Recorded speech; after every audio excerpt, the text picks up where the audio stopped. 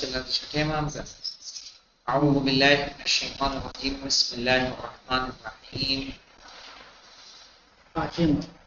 ہم لوگ زندگانی پڑھ رہے تھے امام محمد باقر علیہ السلام اور ان کی زندگانی میں ہماری بحث چل رہی تھی احادیث کے لکھنے پر پابندی کے حوالے سے. آئیے دیکھتے ہیں بے بنیاد دلائل. صحیح ہے، جو ہیڈنگ ہے ہمارے پاس کیا ہے؟ بے بنیاد دلائل. یہاں پر ایک سوال اٹھتا ہے اور وہ یہ کہ حدیث کو نقل کرنے اور محفوظ کرنے پر پابندی لگانے کی علت کیا تھی؟ علت جانتے ہیں؟ وجہ کیا سبب تھا کہ حدیث اور کی نقل اور لکھنے پر پابندی عائد کی گئی، اور خلیفہ دوم نے کس قانون کے تحت ایسا حکم صادر کیا؟ خلیفہ دوم سمجھ رہے ہیں نا، یعنی کس قانون کے تحت یہ حکم صادر کیا، جبکہ ہم سب یہ بات جانتے ہیں کہ احادیث پیغمبر صلی اللہ علیہ وآلہ وسلم قرآن مجید کی طرح ہمارے لیے حجت ہیں. یعنی جیسے قرآن کی آیتیں ہمارے لیے حجت ہیں، یعنی جو قرآن میں کہا گیا ہے اس بات کو ماننا ہمارے لیے کیا ہے؟ لازمی ہے. اسی طرح احادیث پیغمبر میں جو باتیں آئی ہیں ان سب کا ماننا ہمارے لیے کیا ہے؟ لازمی ہے. ٹھیک ہے. اور اب دیکھیے کہ اور ان کے مطابق عمل کرنا تمام مسلمانوں پر واجب ہے. قرآن مجید ان تمام باتوں کے متعلق جو کہ رسول اکرم ارشاد فرماتے ہیں، خواہ قرآن ہو جو خدا کا کلام ہے یا حدیث ہو جس کے الفاظ خود رسول کے ہوں لیکن مطالب عالم وحی سے تعلق رکھتے ہیں. ظاہر دیکھیے، یاد رکھیے، وما ينطق عن الهوى کی مہر ہے کہ نہیں رسول کے اوپر؟ وہ اپنی خواہشات سے گفتگو نہیں کرتے، وہ اپنی مرضی سے گفتگو نہیں کرتے.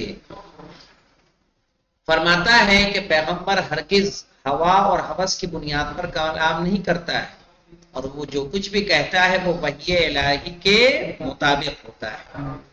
عبداللہ ابن عمر پیغمبر اکرم سے نقل کرتے ہیں کہ آپ نے اپنے دونوں ہونٹوں کی طرف اشارہ کرتے ہوئے فرمایا، اے عمر کے بیٹے، اس خدا کی قسم کے جس کے قبضہ قدرت میں میری جان ہے، ان دونوں ہونٹوں کے درمیان سے حق کے علاوہ کوئی چیز باہر نہیں آتی ہے. میں جو کچھ بھی کہتا ہوں لکھو. یعنی جو کچھ ان ہونٹوں سے باہر آ رہا ہے وہ کیا ہے؟ حق ہے. حق کے علاوہ کوئی چیز نہیں آتی. اور جو کچھ میں باہر ان ہونٹوں سے نکل رہا ہے اسے تم کیا کرو؟ نوٹ ڈاؤن کرو، اسے لکھو. اس سوال کا جواب دینے کے لیے بعض افراد نے ہاتھ پیر مارے ہیں اور خلیفہ کے اس اقدام کے متعلق اپنی طرف سے فلسفہ تلاش کرتے ہوئے کہتے ہیں کہ ابوبکر نے کہا پیغمبر کی حدیث کو نقل کرنے پر پابندی کا سبب یہ ہے کہ حدیثیں آیات قرآنی کے ساتھ مخلوط نہ ہونے پائیں. صحیح ہے کہ جو احادیث ہیں وہ قرآن کی آیات سے مخلوط نہ ہو. یہ اس قدر بے بنیاد ہے کہ جس کا جواب دینے کی ضرورت نہیں ہے، کیونکہ جس دن رسول اکرم صلی اللہ علیہ وآلہ وسلم اس دنیا سے رخصت ہوئے قرآن مجید کی تمام آیات اور سورے معین اور محفوظ کیے جا چکے تھے کہ ابھی باقی تھا، کچھ سب کتابی شکل میں موجود تھا. اور کاتبان وحی اور قاریان قرآن نے اپنے قوی حافظوں کے ذریعے سے پورے قرآن کو حفظ کر لیا تھا. صحیح ہے، جب حفظ کر لیا، میں کہہ رہا ہوں سورہ الحمدللہ رب العالمین آپ کو اچھی طرح یاد ہے کہ نہیں یاد ہے؟ اب اس میں کوئی نئی آیت اگر پڑھنے لگے گا اس میں جوڑ کے تو آپ کو نہیں سمجھ میں آئے گا کہ سورہ الحمد کے علاوہ پڑھ رہا ہے کہ سورہ الحمد پڑھ رہا ہے. آپ اگر سورہ جمعہ پڑھتے پڑھتے آیت الکرسی پڑھنے لگ جائیں گے تو سمجھ میں نہیں آئے گا کہ سورہ جمعہ پڑھ رہے ہیں کہ آیت الکرسی پڑھ رہے ہیں. پھر کیسے ہو سکتا ہے کہ جو قرآن مجید لوگوں کے دلوں میں محفوظ ہو، کاتبان وحی نے اسے لکھ رکھا ہو لکھی ہوئی چیز ہے، تو اگر کچھ ایکسٹرا آئے گی تو میچ کیا جا سکتا ہے کہ نہیں کیا جا سکتا؟ جی قرآن مجید کی آیت اور سورہ معین اور مشخص حالت میں مسلمانوں کی دسترس میں تھی، یعنی پہنچ میں تھی. معین اور مشخص کے یہ قرآن ہے، یہ اتنی آیتیں ہیں، یہ اتنے سورے ہیں، کون سا مکی ہے کون سا مدنی ہے، سب موجود تھا. اس طرح سے کہ کوئی بھی شخص ان میں سے ایک حرف بھی کم یا زیادہ نہیں کر سکتا تھا. بھائی قرآن خود کہہ رہا ہے ذالک الکتاب لا ریب فیہ.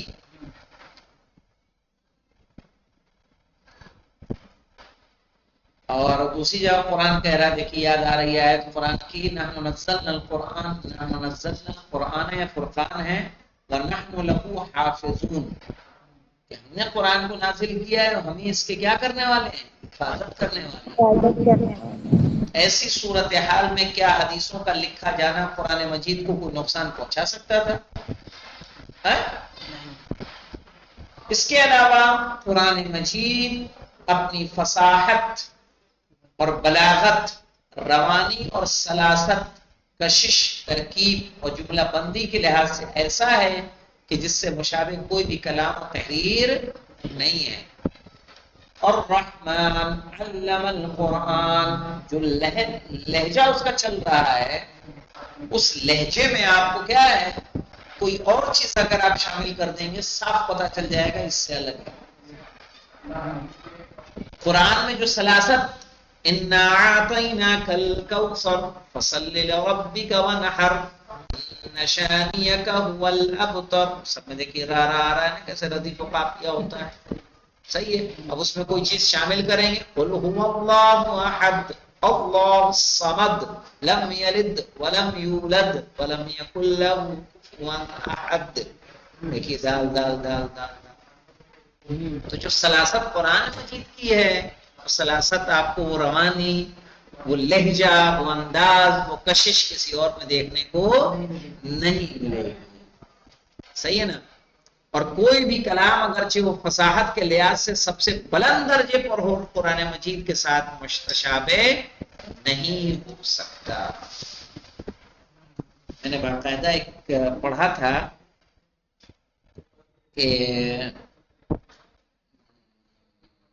ایک ایران کے نابینا تھے، نابینا، اور جب احادیث و قرآن ان کے سامنے دیا جاتی تھی تو آیتیں ان کو چمکتی تھی. پڑھے لکھے نہیں تھے لیکن آیتیں چمکتی تھی، بتا دیتے تھے یہ قرآن. ایک ان میں سے نور ان کو محسوس ہوتا تھا. تو جب ایک عام انسان ہم جیسا اور آپ جیسا گناہگار انسان قرآن کی نورانیت کو محسوس کر سکتا ہے، کیا اس زمانے کے جو اصحاب پیغمبر تھے ان کے اندر اتنی صلاحیتیں نہیں تھیں کہ قرآن و حدیث میں فرق پیدا کر سکیں؟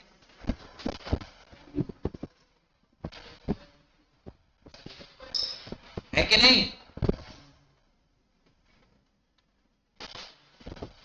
اب دیکھیے سیاسی مقاصد کی کار فرمائی. مولانا کوئی ایسا وہ نہیں تھا، اس لیے کہ کوئی ایسا خطرہ نہیں تھا، بلکہ ان کے سیاسی مقصد کی انجام دہی کے لیے انہوں نے سب کا انجام دیا کہ جو ان کے مقاصد تھے اس مقاصد میں وہ کیا ہو سکیں، کامیاب ہو سکیں. ورنہ قرآن مجید میں سلاست پائی جا رہی، سلاست، روانی. اور ایک چیز آپ دیکھیے، میں کہہ رہا ہوں ایک پڑھی ہوئی کتاب کو آپ کئی بار پڑھ سکتے ہیں، ایک بار دو بار، اس سے زیادہ آپ پڑھیں گے ہر بات آپ کو یاد رہے گی.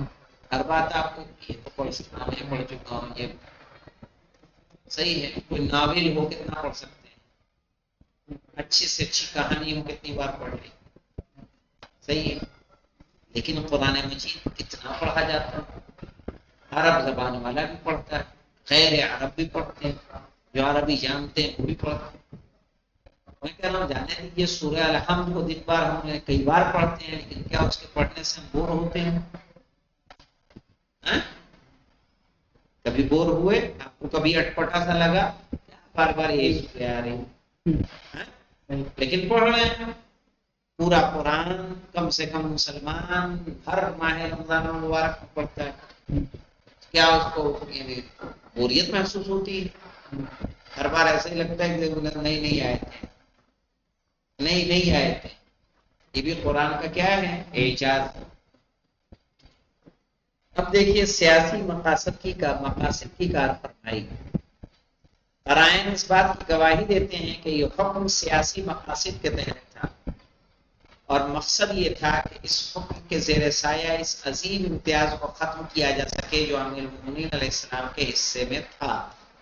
یعنی جو احادیث مولا متقیان علی بن ابی طالب علیہ السلام کی فضیلت میں تھیں تو کیا کیا جا سکے؟ ختم کیا. کیونکہ امیر المومنین علیہ السلام نے پیغمبر اکرم کی زندگی میں ہی ایسی کتابیں تعلیم فرمائی تھیں کہ جن میں پیغمبر اکرم کی حدیثوں اور حقائق کو جمع کیا تھا، کہ جن کو مختلف ابواب میں حضرت سے سیکھا تھا. کس نے جمع کیا تھا؟ یہ مولائے متقیان علی بن ابی طالب علیہ السلام. باقاعدہ جو کچھ رسول اسلام سے انہوں نے لکھ لیا تھا. آیا سمجھ میں کہ جب مولا کائنات نے خود لکھا تھا تو رہا مسئلہ اوروں کے لیے کہاں بچتا ہے نا.